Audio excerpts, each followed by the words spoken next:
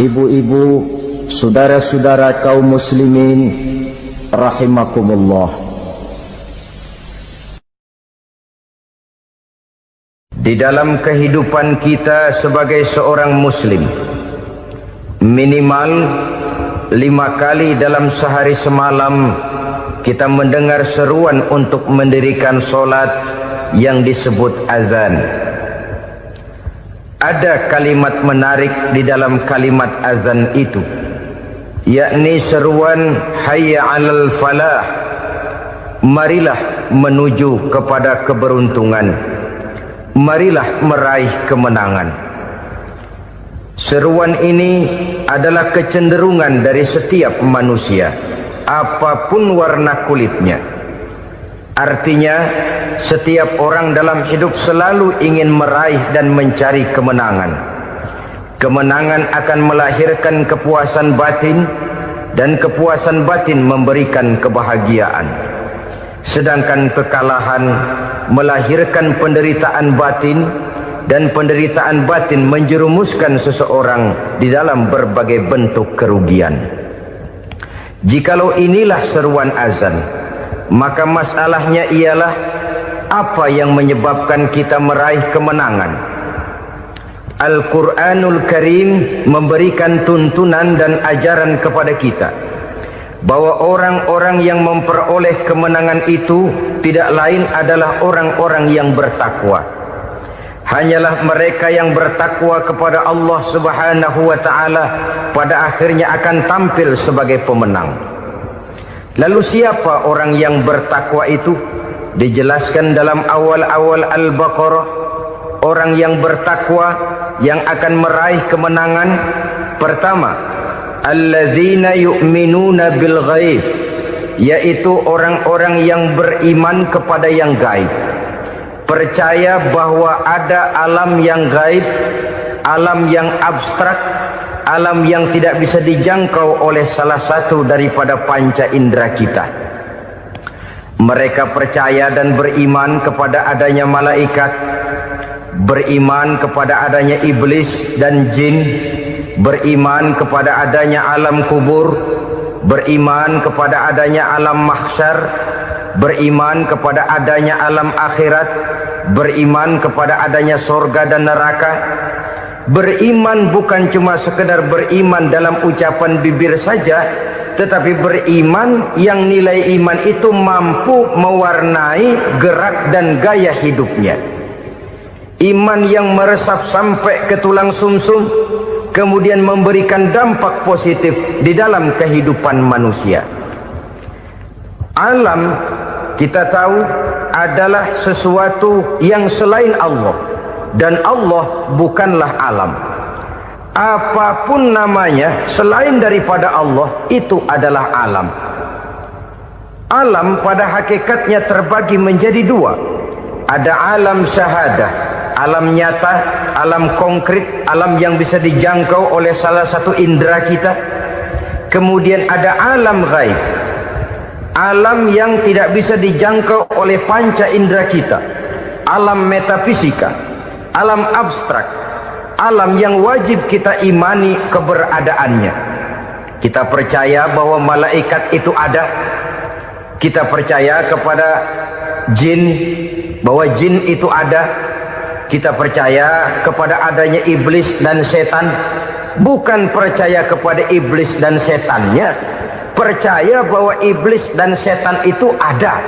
Itu termasuk salah satu daripada sifat orang yang bertakwa kepada Allah.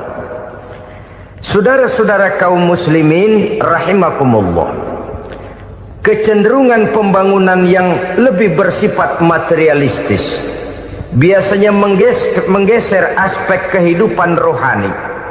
Orang berpikir empirik, dan dalam pola pikir yang demikian, maka alam gaib tidak lagi mendapat perhatian.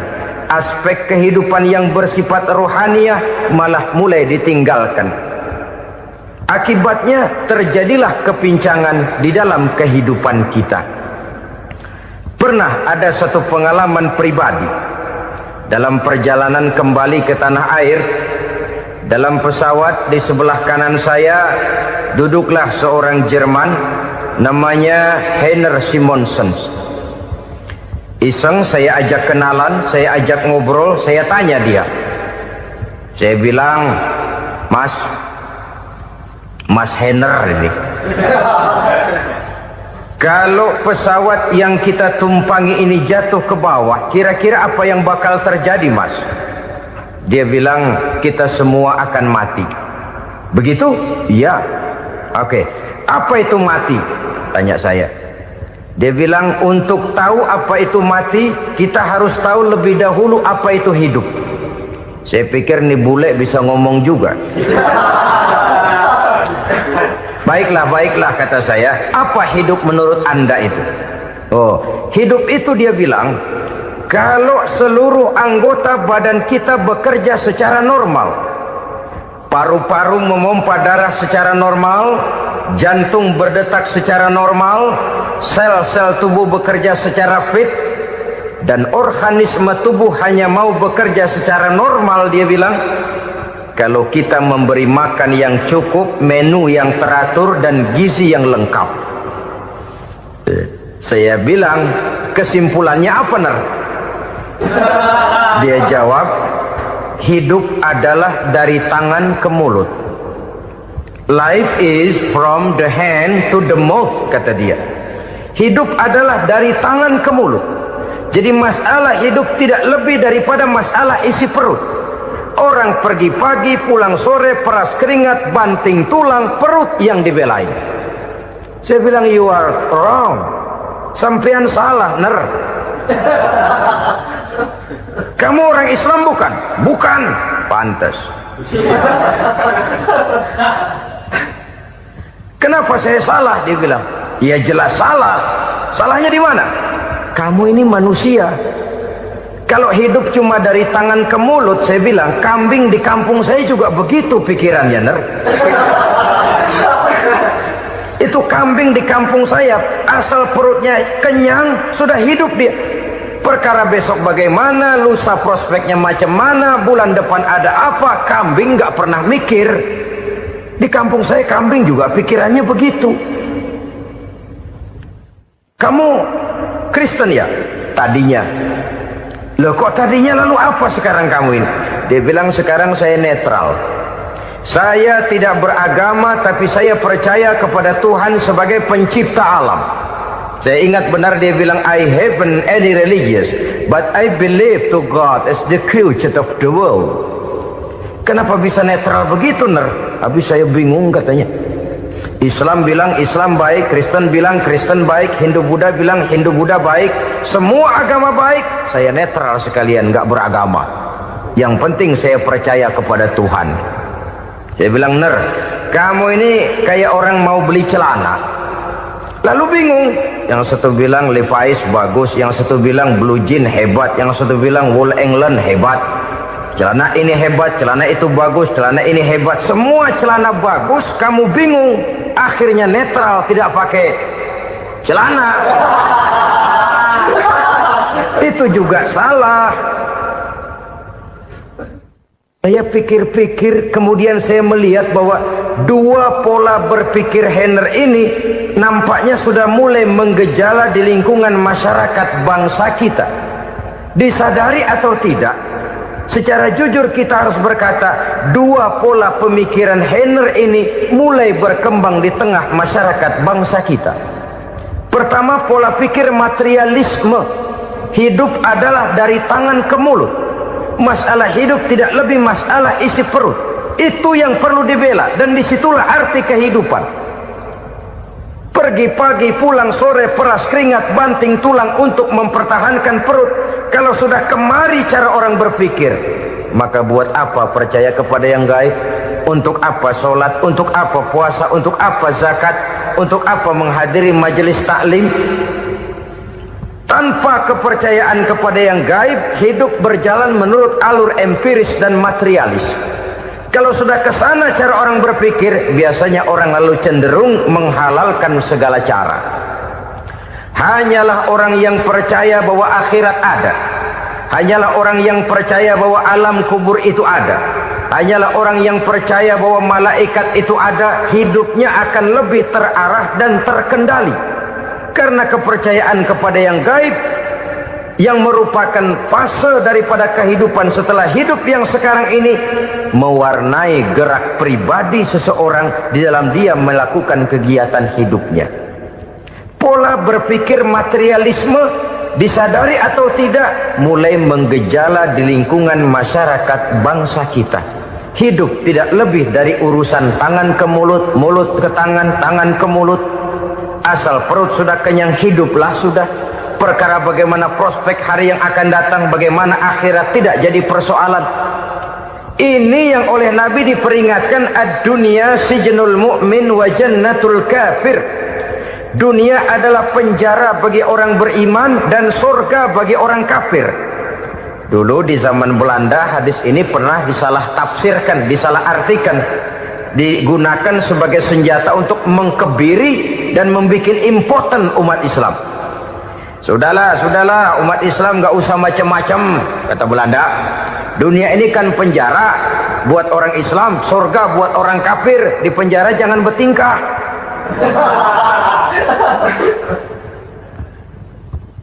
Pengertiannya tidak begitu. Dunia adalah penjara bagi orang mukmin. Artinya dalam kehidupan dunia seorang mukmin tidak bebas memperturutkan hawa nafsunya. Di penjara hawa nafsunya itu. Sebaliknya, surga bagi orang-orang kafir. Buat orang kafir, surgalah dunia ini. Mereka bebas memperturutkan hawa nafsunya. Dilarang tidak terlarang, dicegah pun tidak tercegah. Mereka hidup menurut alur bisikan nafsu mereka sendiri.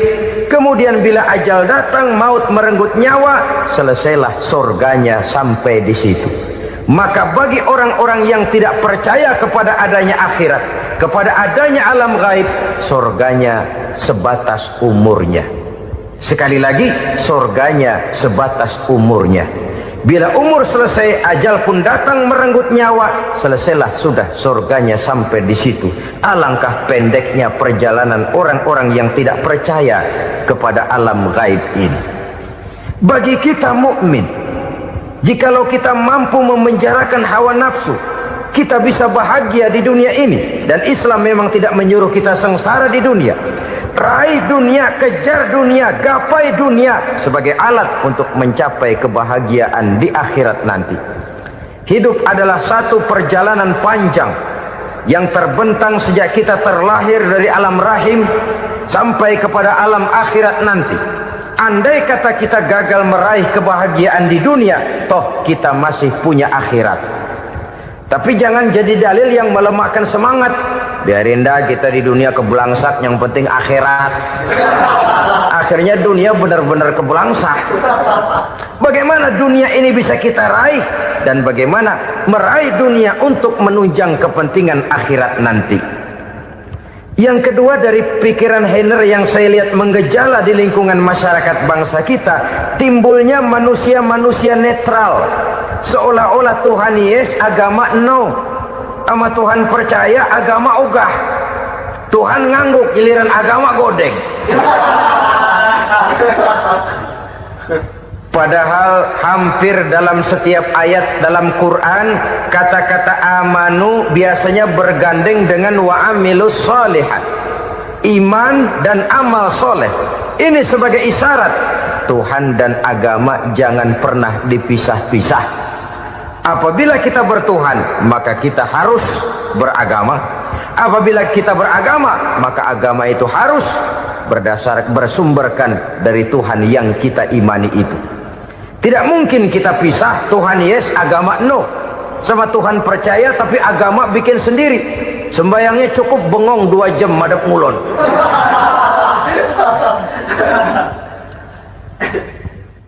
Saudara-saudara kaum muslimin rahimakumullah. Jadi dengan demikian, agama yang kita akui merupakan unsur mutlak di dalam pembangunan sekarang ini, merupakan bagian dari kehidupan yang menuntun kita bahwa di balik alam nyata ini, di balik alam syahadah ini ada alam gaib. Dan mudabbir, murabbi, yang mengatur, yang menguasai, yang memelihara, baik dia alam nyata, baik dia alam gaib, tidak lain adalah Allah Subhanahu wa ta'ala. Di sana ada satu super power, satu maha kekuatan yang kita perlu bersandar kepadanya. Sebagai makhluk nyata yang hidup di alam nyata, berbuatlah secara nyata sebagaimana harusnya kita berbuat. Karena Islam jelas bukan agamanya orang pemalas.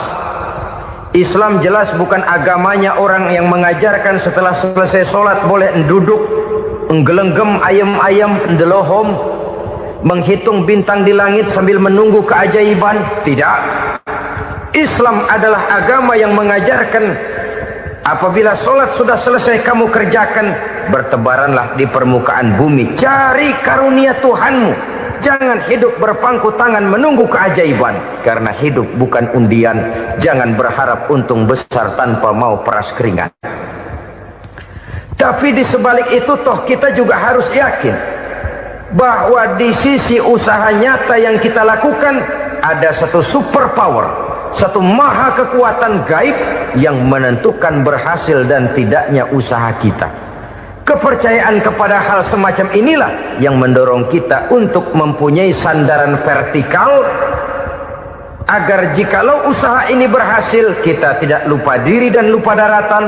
Jikalau usaha ini gagal, kita tidak putus asa dan buruk sangka, tidak cupik pandangan dan sempit hati, tapi mampu melihat persoalan dengan kacamata putih sambil husnuzon kepada Allah Subhanahu wa ta'ala. Kita percaya malaikat itu ada.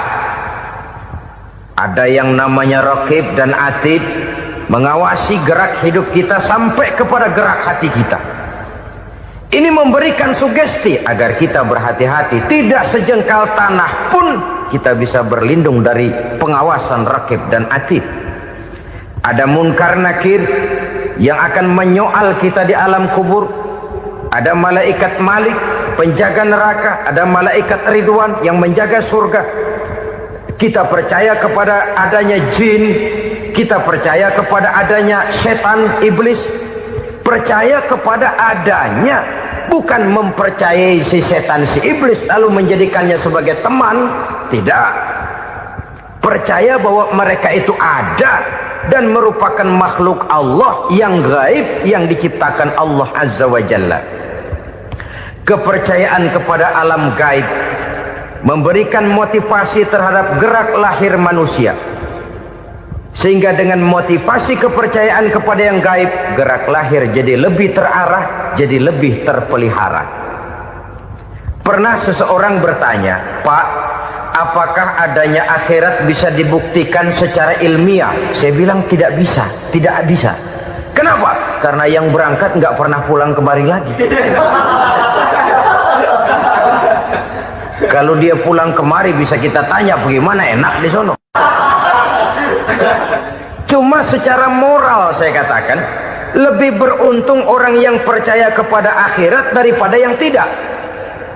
Sekarang saudara percaya akhirat ada, lalu saudara baik-baik di dunia, sholat, puasa, zakat, menolong orang lain, menebarkan kebajikan.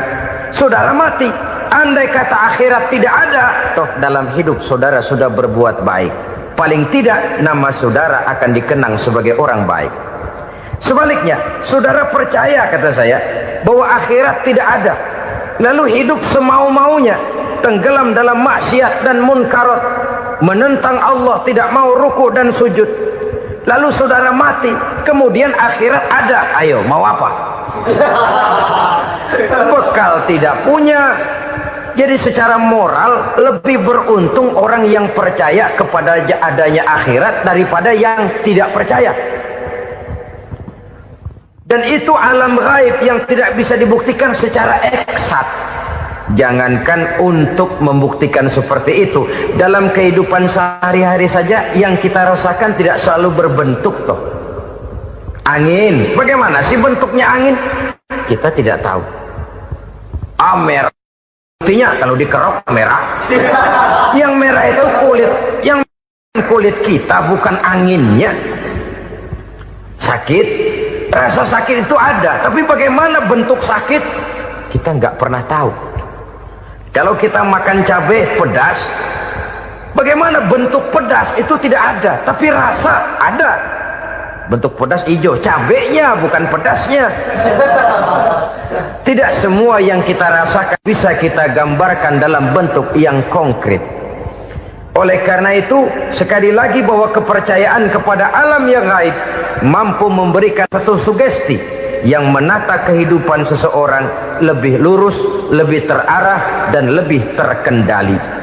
Maka wajar kalau kepercayaan kepada yang gaib mengantarkan seseorang untuk meraih kemenangan. Kenapa? Dia percaya kepada yang gaib, bahwa akhirat ada, bahwa alam kubur ada, bahwa pertanggungan jawab itu ada. Maka dia lalu tidak hidup saenae udele dewe gitu loh. Tidak hidup menurut seleranya sendiri, terarah, teratur. Ini cirinya yang pertama. Orang bertakwa yang akan meraih kemenangan, mereka beriman, mereka percaya kepada yang gaib.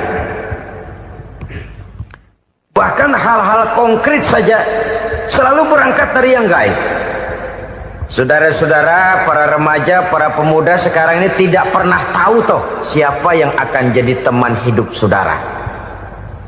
Kita bisa saja ngerancang, mentargetkan, tapi toh akhirnya yang namanya jodoh bukan kekuasaan kita. Rezeki di luar kemampuan kita. Begitu juga ajal, maut, jodoh, ajal adalah contoh-contoh konkret bahwa pada akhirnya yang gaiblah yang menentukan. Bertahun-tahun ngelancong, emang jodoh seret nggak jadi.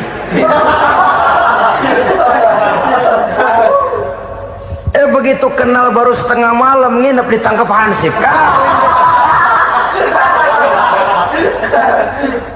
Hal-hal semacam itu kadang-kadang kita berpikir suuzon, gilet, perempuannya cakep banget, lakinya rebek amat.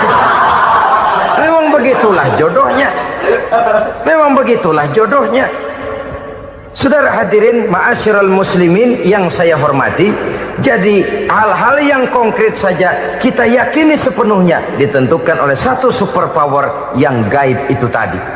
Dari sanalah segala ketentuan itu berangkat dan kesanalah segalanya akan kembali.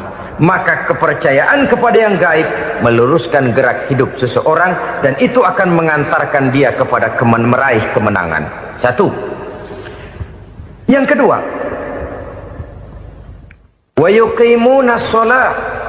Orang bertakwa yang akan meraih kemenangan itu adalah orang-orang yang mendirikan sholat.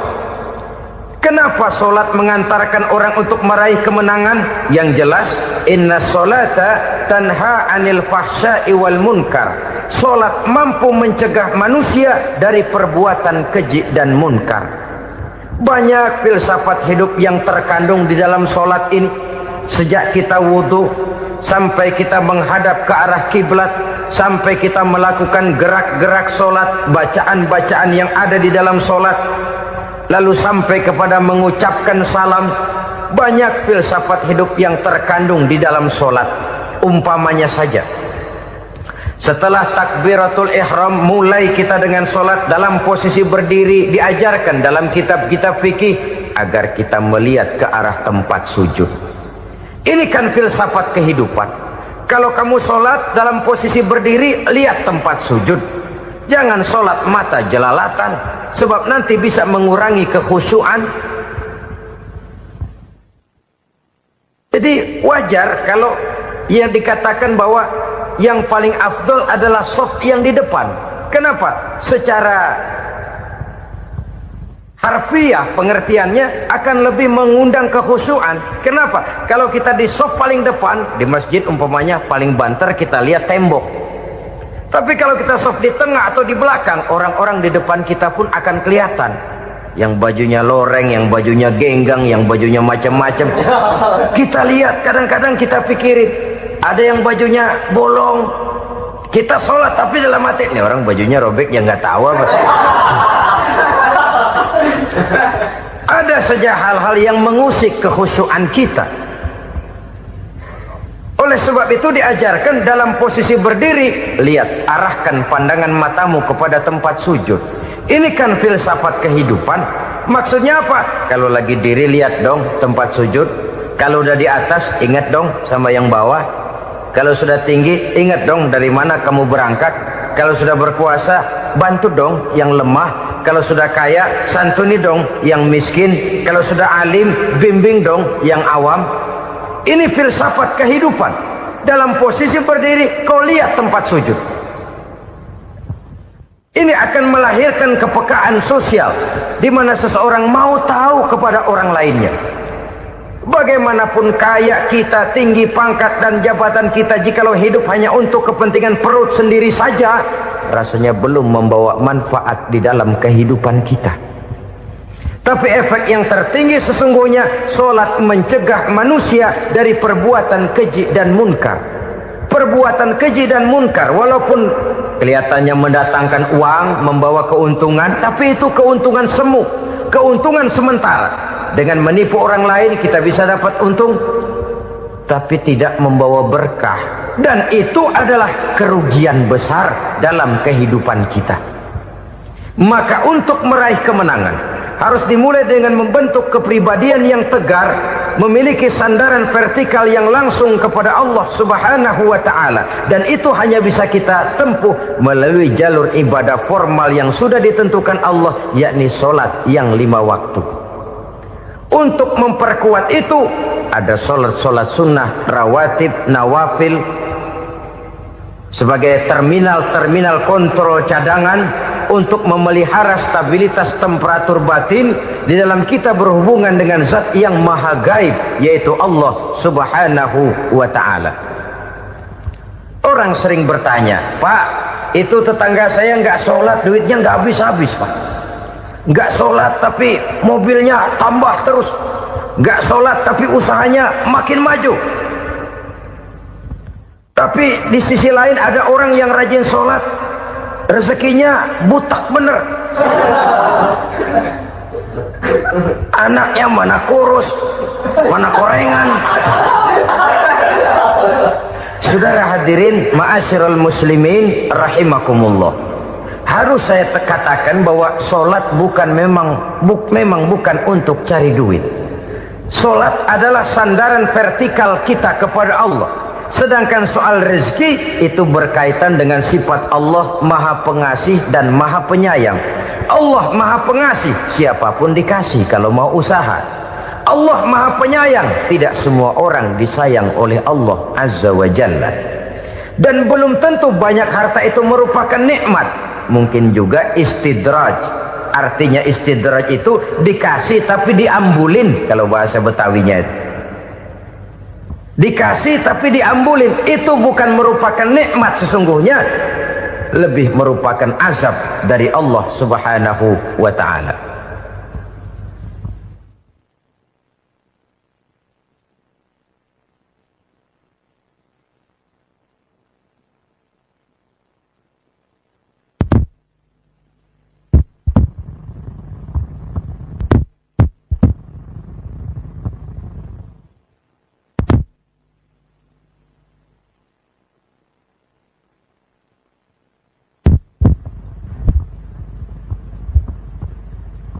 Agama mempunyai sistem solat, dan kita umat Islam telah dituntun oleh Allah Subhanahu wa ta'ala yang wajibnya 5 kali dalam sehari semalam mendirikan solat, dan itu tentu berada dalam jangkauan kemampuan manusia. Pada awalnya barangkali kita memang merasa solat itu satu kewajiban, tapi semakin kita hayati makna, manfaat dan filsafat yang terkandung di dalam ajaran solat, semakin sampai kita kepada keyakinan bahwa solat adalah keperluan kita. Sehingga pada waktu tertentu dinilai puncaknya, kita tidak lagi akan berkata saya wajib solat, tapi kita akan berkata saya perlu solat. Kalau kita sudah merasakan itu adalah keperluan kita, nah di sanalah kita baru akan merasakan ruginya kalau hal itu tidak kita laksanakan. Sepanjang kita masih berkata saya wajib sholat, kita akan lebih merasakan dia sebagai beban ketimbang sebagai keperluan. Yang jelas Allah tidak memerlukan ibadah yang kita laksanakan ini. Dengan kata lain, andai kata satu dunia penuh ini orang tidak ada yang sholat satu pun, Allah tidak akan turun dari jabatan Tuhan. Jangan lalu berpikir kalau kita ngambek se-RW kagak sembahyang Tuhan tekor kali ini ya. Tentu tidak. Itu perlunya kita, bukan perlunya Allah. Dan pada induknya kita akan berkata, saya perlu agama.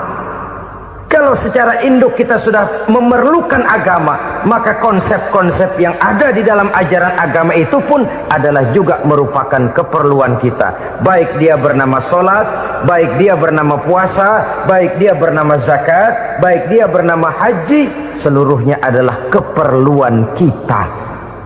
Dan sesuatu yang kita perlukan apabila tidak kita laksanakan akan melahirkan kerugian di dalam kehidupan. Jangan heran kalau kita membaca riwayat perjalanan hidup para salafus soleh, orang-orang soleh.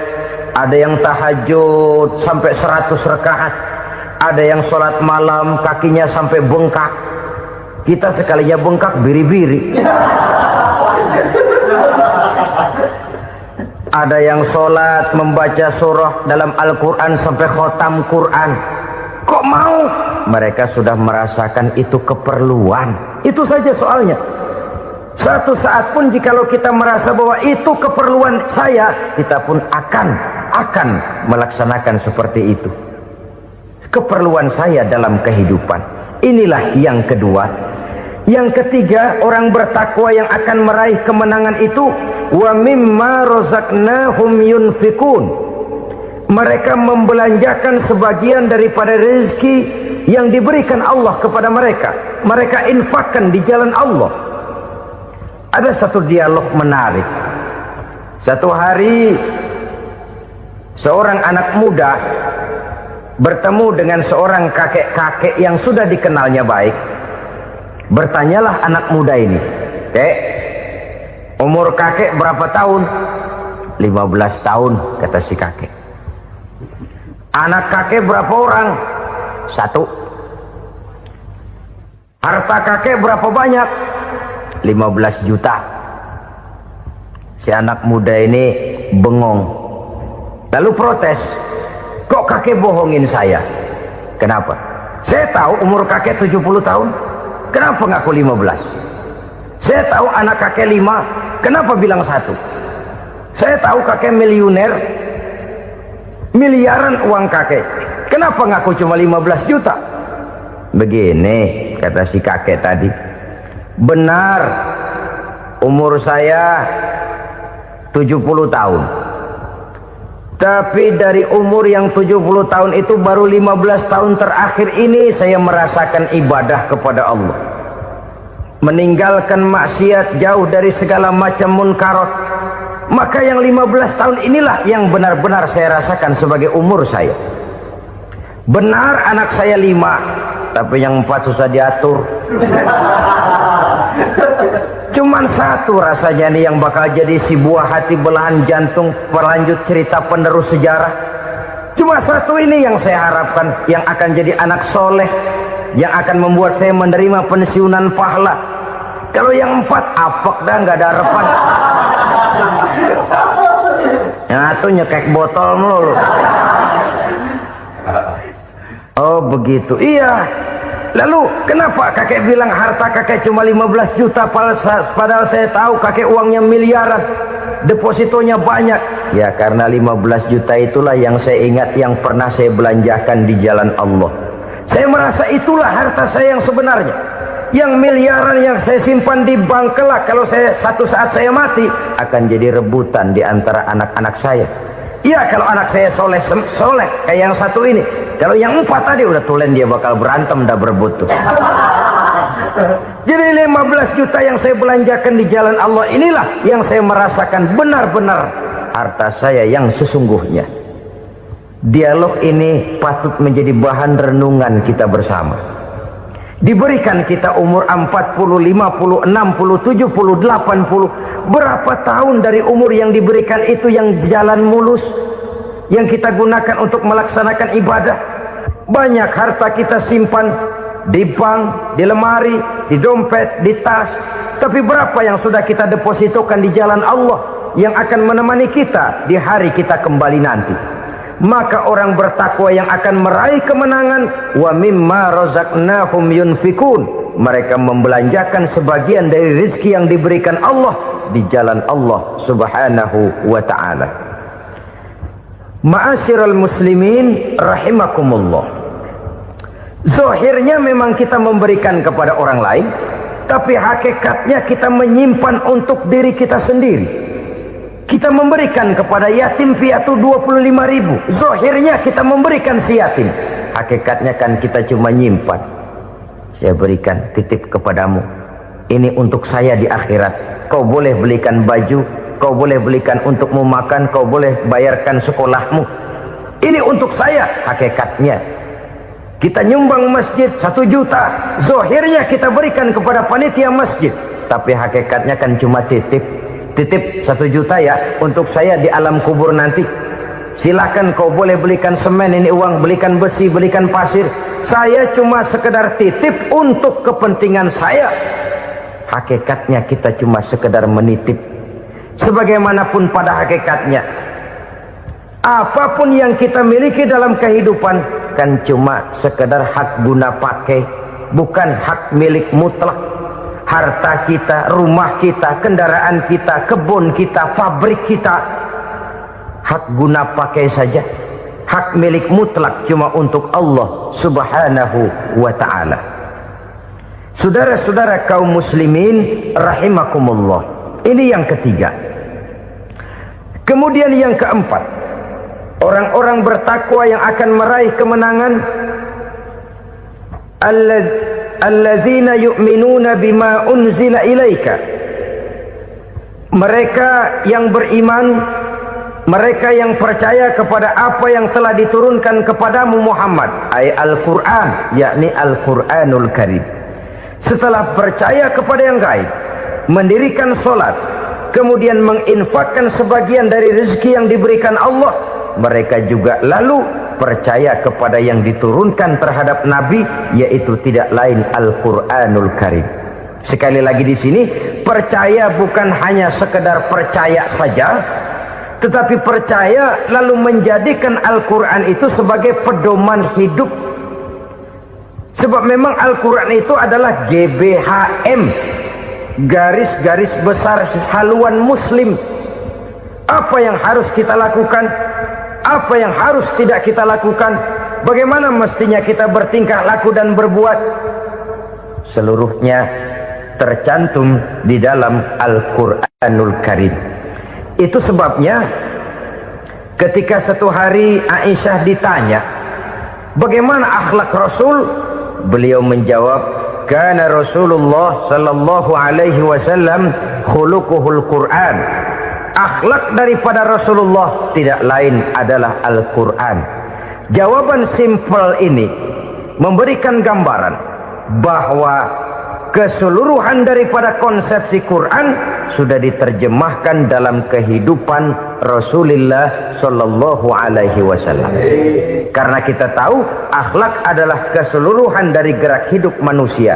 Sejak ia berpribadi, berumah tangga, bertetangga, bermasyarakat, sampai kepada berbangsa dan bernegara, Al-Quran tetap memberikan sentuhan nilainya.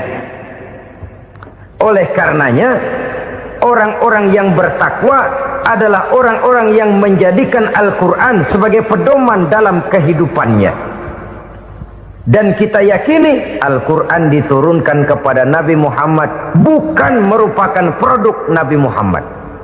Isi dan redaksinya langsung dari Allah Subhanahu wa ta'ala. Kemudian cirinya yang kelima, orang bertakwa yang akan meraih kemenangan itu, wa ma unzila min qablika. Tidak hanya sekedar percaya kepada yang diturunkan terhadap Nabi Muhammad, yaitu Al-Quran, mereka juga percaya kepada apa yang pernah diturunkan kepada para nabi, kepada para rasul sebelum Nabi Muhammad. percaya kepada adanya suhuf, percaya kepada adanya Taurat, percaya kepada adanya Injil, percaya bahwa Allah dahulunya sudah menurunkan Taurat kepada Musa, percaya bahwa Allah sudah menurunkan Injil kepada Isa, percaya Injil ada, Taurat ada, diturunkan Allah untuk Isa dan Musa, tetapi tidak wajib mengamalkannya karena kita sudah diberikan Al-Quranul Karim. Ini yang perlu saya garis bawahi. Kita percaya Allah telah menurunkan Injil dahulu kepada Isa. Kita percaya bahwa Allah telah menurunkan Taurat dahulunya kepada Nabi Musa. Kadang-kadang ini dijadikan dalih, dikacaukan pengertiannya. Quran saja mengajarkan bahwa orang yang bertakwa harus percaya kepada Injil, maka pakailah Injil. Apalagi kalau ayat sebelumnya ditilap, dihapus, dihilangkan, Injilnya yang ditekankan, maka akan terjadilah penekanan yang salah arah. Karena salah arah akhirnya bisa merusak dan menghancurkan akidah. Ketika Rasul suatu saat pernah ditanya orang, "Ya Rasul, bagaimana sikap kita sebagai muslim terhadap Injil yang ada sekarang?" Beliau menjawab, "La tukadzibuhu jami'an wa la tusaddiquhu jami'an." Jangan didustakan seluruhnya, jangan juga dibenarkan semuanya. Artinya, ini sudah merupakan gambaran dari Rasul bahwa dalam Injil yang ada sekarang masih ada ajaran-ajaran tauhid yang dibawa oleh Nabi Isa dan diajarkan kepada umatnya. Tapi juga dalam Injil yang sekarang ini sudah terkena intervensi dan investasi manusiawi. Karena itu Rasul menyimpulkan, la tukadzibuhu jami'an wa la tusaddiquhu jami'an. Jangan didustakan semua, jangan dibenarkan seluruhnya. Kita memang percaya Allah telah menurunkan Injil kepada Nabi Isa dulu, tapi kita tidak wajib mengamalkan Injil. Kita percaya Allah telah menurunkan Taurat kepada Nabi Musa, tapi kita tidak wajib mengamalkan kitab ajaran Taurat. Yang wajib kita percayai dan kita amalkan hanyalah Al-Quranul Karim. Kenapa? Oleh karena baik yang ada di dalam Taurat, baik yang ada di dalam Injil, tentu tercakup di dalam Al-Quran sebagai kitab terakhir yang diturunkan oleh Allah Subhanahu wa Ta'ala. Dan itu wajar. Kalau seorang pejabat mau mengeluarkan satu keputusan baru, tentu dia harus meninjau keputusan-keputusan lama. Andai kata dianggap tidak berlaku, dianggap tidak relevan lagi, maka keputusan-keputusan lama itu tentu sudah dianggap tidak berlaku. Sebagian daripada aturan-aturan dalam keputusan lama yang masih dianggap relevan tercantum dalam keputusan baru yang wajib diamalkan. Begitulah hubungannya antara Al-Quran, Taurat, Zabur, dan Injil. 4 kitab samawi yang diturunkan Allah masing-masing kepada Zabur untuk Nabi Daud, Taurat untuk Nabi Musa, dan Injil untuk Nabi Isa alaihi wassalatu wassalam. Ketiga-tiga kitab itu kita percayai adanya. Kita yakini Allah telah menurunkan Zabur, Taurat, dan Injil. Tapi kita tidak wajib mengamalkannya. Yang wajib kita mengamalkannya sekarang ini tidak lain hanyalah Al-Quranul Karim saja. Karena ia mencakup apa yang ada di dalam Zabur, apa yang ada di dalam Taurat, dan apa yang ada di dalam Injil. Keotentikannya bisa dipertanggungjawabkan. Ya, tapi kan Nabi Muhammad sudah mati 14 abad yang lalu, dan di zaman beliau Al-Quran kan belum dikodifikasikan, belum ditulis. Bagaimana keotentikannya bisa dipertanggungjawabkan? Mudah saja.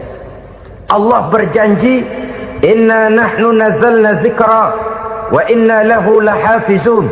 Kami yang menurunkan Al-Quran dan kami yang akan menjaga dan memeliharanya.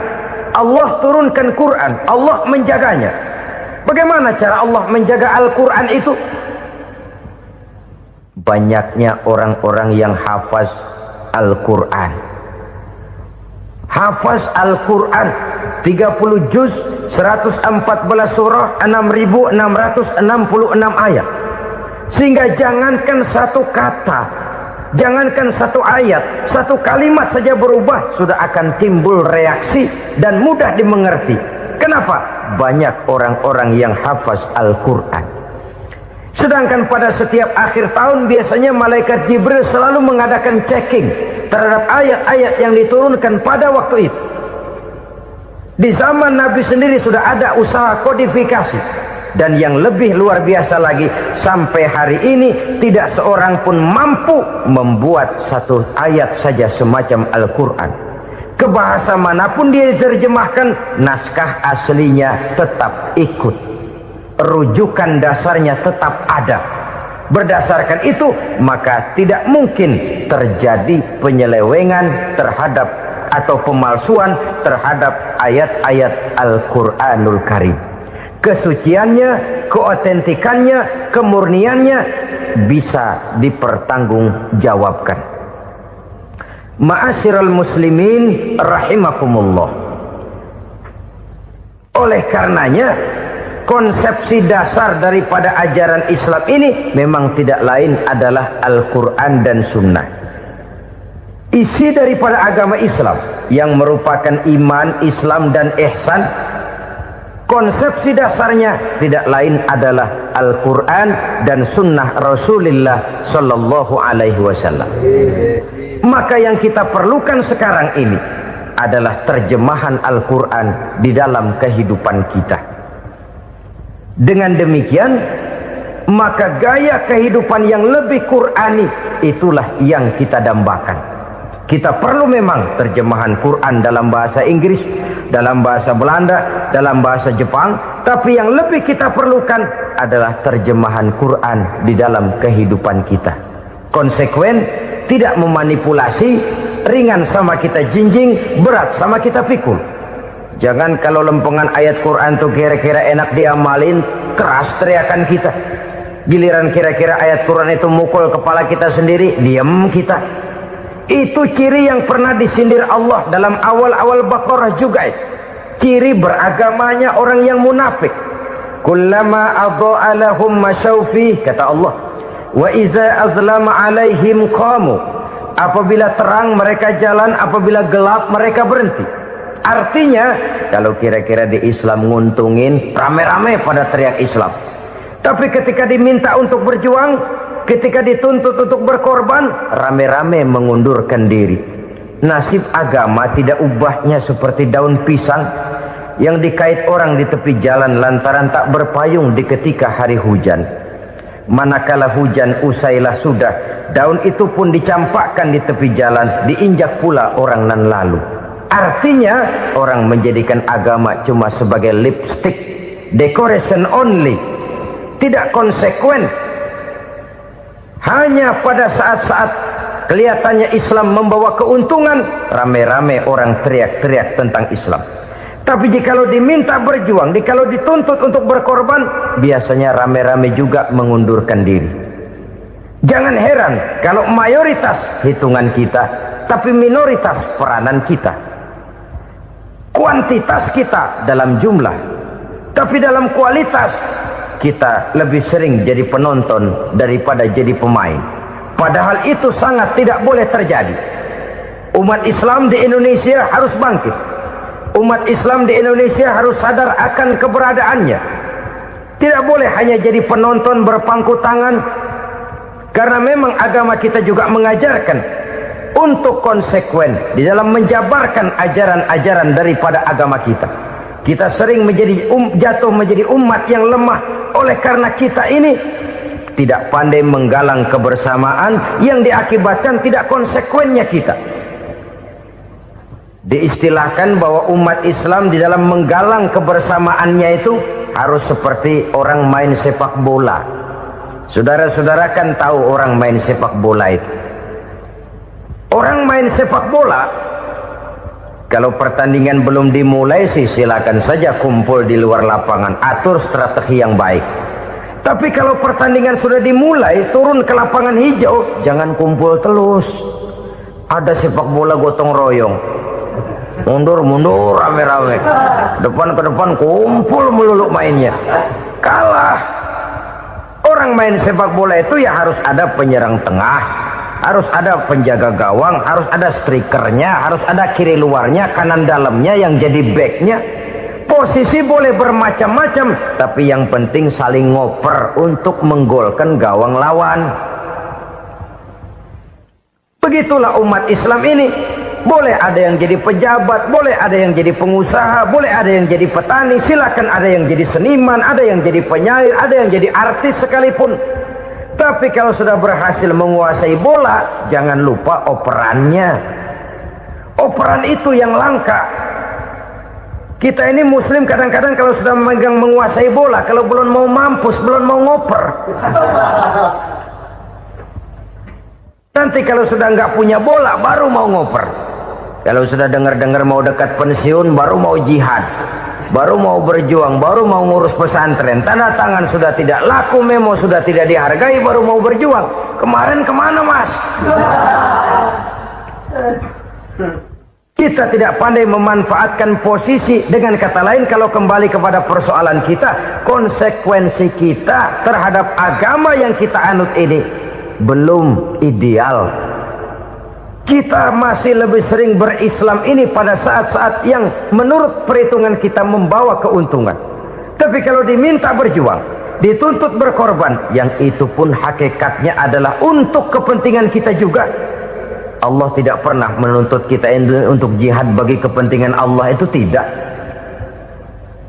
Berjuang menegakkan agama Allah, apakah untuk kepentingan Allah? Tidak. Untuk kepentingan kita. Sebab nilai-nilai jihad itu pada akhirnya akan membawa kita kepada suatu kebahagiaan. Setidaknya kalau tidak di dunia, tentu di akhirat sebagai syahid. Oleh karena itu, pada bagian akhir ini saya ingin mengajak, marilah kita konsekuen. Sekali kita berkitabkan Al-Quranul Karim, mari dia kita jadikan pedoman. Jangan cuma kita jadikan sebagai penghias dinding, pelengkap rumah, bahwa di rumah kita ada Al-Quran, tapi yang baca kecoa. Habis pada bolong tuh Quran. Yang penting kan punya Quran.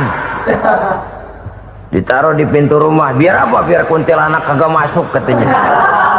Ya apa itu nasib Quran, cuma kerjanya jaga pintu, ngusir kuntilanak, ngusir memedi. Bagaimana kita hidup menurut tuntunan Al-Quran? Kadang-kadang tidak pernah menjadi masalah bagi kita. Maka bagaimanakah Al-Quran akan mungkin membawa keberkahan dalam hidup kalau ajarannya kita injak-injak dalam keseharian kita? Mewujudkan gaya hidup yang lebih Qurani, itulah yang akan kita rintis di dalam kehidupan kita. Bertahap, step by step, menurut kemampuan yang ada pada kita. Jika jalan ini tidak bisa kita selesaikan, percayalah akan ada generasi penerus yang akan melanjutkan usaha dan cita-cita mulia itu. Jadi percaya kepada Taurat, percaya kepada Injil, sekadar percaya Allah dahulunya sudah menurunkan itu, tapi kita tidak wajib mengamalkannya. Kenapa? Generasi Injil masa berlakunya sudah kedaluarsa. Taurat masa berlakunya sudah kedaluarsa. Injil pernah berlaku untuk orang Nasrani di zaman Nabi Isa. Taurat pernah berlaku untuk orang Yahudi di zaman Nabi Musa. Setelah generasinya berlalu, datang Rasul penutup yang membawa Al-Quranul Karim. Maka Al-Quran itulah yang berlaku menjadi pedoman sampai hari akhir nanti.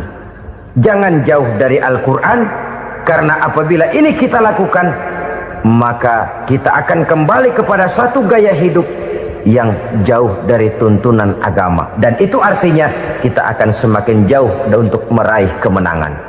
Saudara-saudara kaum muslimin rahimakumullah.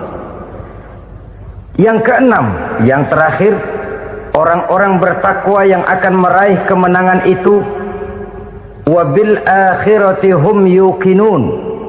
Mereka percaya, mereka yakin seyakin-yakinnya akan adanya hari akhir,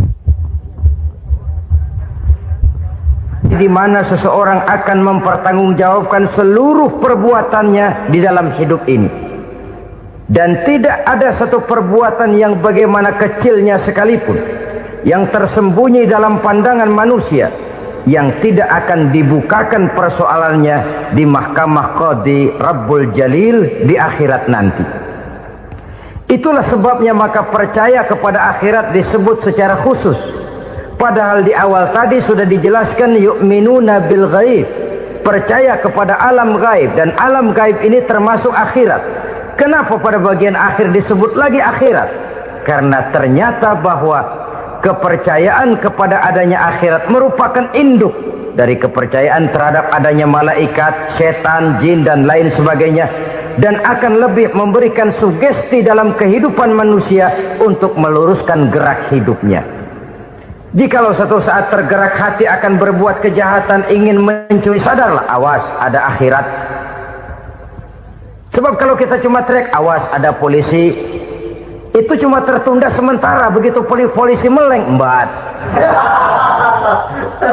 Kalau kita ingin berbuat jahat cuma berteriak awas ada hansip, cuma sementara ketika hansip itu ada.